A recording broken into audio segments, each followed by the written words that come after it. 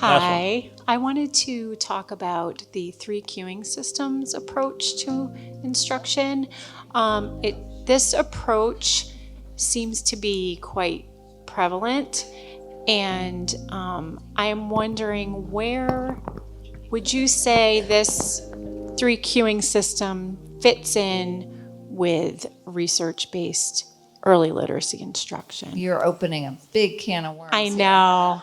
I was saving it. All right, here's what I usually do, because so for those of you who don't know, three cueing system is, there are three cues that you cue children with when they can't read a word.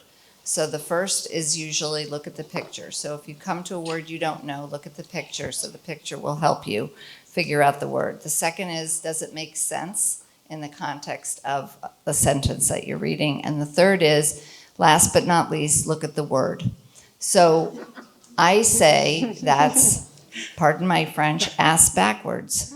Because really, okay, but that's what I say, not professionally, but I'm saying this to you tonight because it's Friday and it's after hours.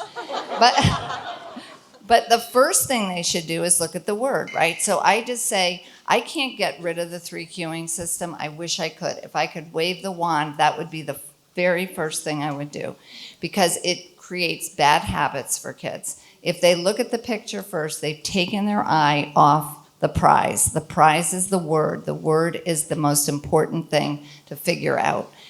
So look at the picture second or third. That's a confirmatory strategy. Then you still have the three cues, but we just put them in a different order. And teachers are okay with that.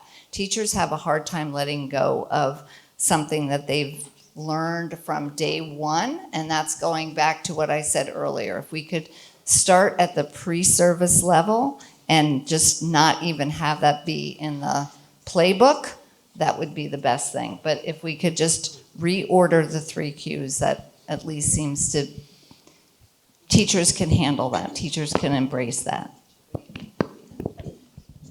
So I was the parent who told my children, oh, when the teacher tells you to look at the picture, dear, you just say no. No, I did. You just very kindly and respectfully say to your teacher, oh, I need to look at the letters because the letters are going to help me figure it out. And they say, but they tell me to look at the picture, Mommy. I said, oh, the pictures are great, but someday they're not going to be there. And you need to really focus on those letters and those sounds to understand those words. But you tell the teacher that you will definitely look at the picture if you're confused once you read the word to figure out what that word means, because the pictures are there to help you build meaning as well to understand what you're reading. And in kindergarten, my daughter I told you about, oh, she did just that, yeah, and her son. So teach your kids to be advocates for themselves as well. There's a lot of literature out there on all of that.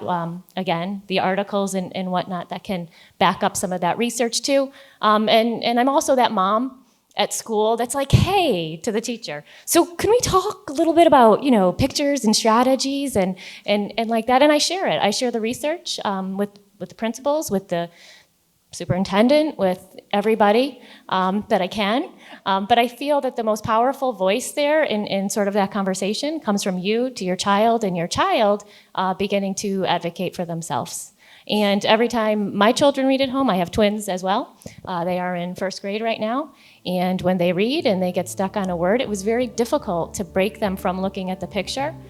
Yet every single time they looked at the letters, and they were in decodable books, so it's appropriate for them to read the books they're reading, follow the rules they're learning, so they will be successful in sort of that transition.